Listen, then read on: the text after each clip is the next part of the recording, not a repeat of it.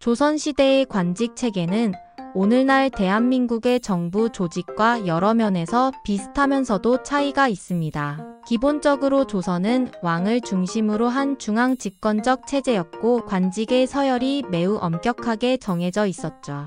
반면 현대 한국의 정부는 대통령을 중심으로 한 행정부와 국회, 사법부가 권력을 분점하는 형태입니다. 그렇다면 조선시대의 주요 관직을 현대의 장차 관급과 비교하면서 살펴볼까요? 우선 조선시대의 최고 행정책임자는 영의정으로 지금의 국무총리에 해당합니다. 영의정은 좌의정과 우의정과 함께 의정부라는 기관을 이끌며 국정을 총괄하는 역할을 했습니다. 오늘날의 국무총리가 행정부를 총괄하고 대통령을 보좌하는 것처럼 영의정 역시 왕을 보좌하며 국정을 운영하는 핵심 인물이었죠. 그러나 조선시대에는 현대와 달리 의정부보다도 사헌부, 사간원, 홍문관 같은 언론기관이 강한 힘을 가지고 있었습니다.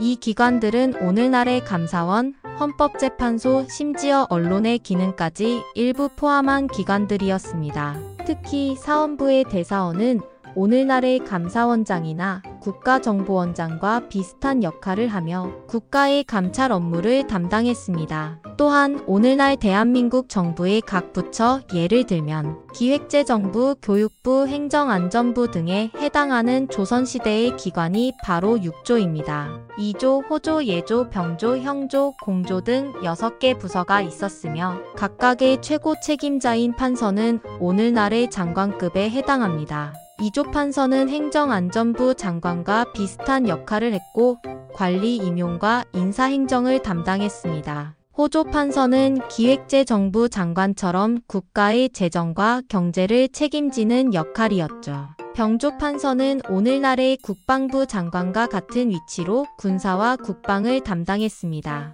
형조 판서는 법무부 장관과 비슷하게 사법과 형벌을 다루는 업무를 맡았습니다.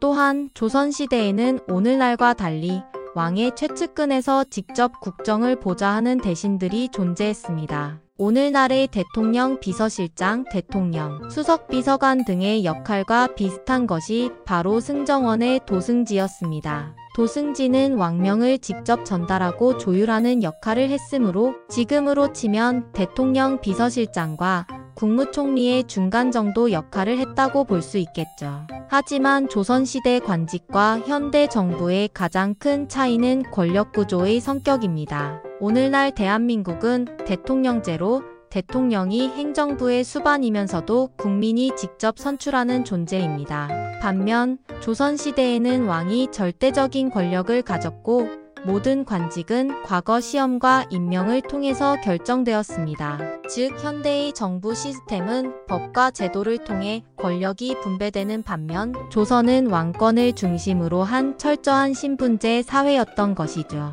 또한 조선의 관료들은 종종 문과 출신과 무과 출신으로 나뉘었는데 이는 현대의 행정관료와 군사 지도자의 차이와도 유사합니다. 하지만 오늘날의 국방부 장관이나 경찰청장 같은 군경 지도자는 군인 출신이 아니라도 임명될 수 있지만 조선에서는 무과 출신이 아니면 군 관련 직책을 맡기 어려웠다는 점에서 차이가 있습니다. 정리하자면 조선시대의 영의정은 국무총리에 해당하고 6조 판서는 각 부처 장관과 유사했으며 도승지는 대통령 비서실장과 비슷한 역할을 했습니다. 하지만 조선시대는 왕 중심의 절대적 관료체제였고 현대는 대통령을 중심으로 한 민주적 정부 체제라는 점에서 큰 차이가 있습니다. 이러한 역사적 비교를 통해 과거의 제도가 오늘날의 행정 시스템과 어떻게 유사하면서도 다르게 발전했는지를 이해할 수 있습니다.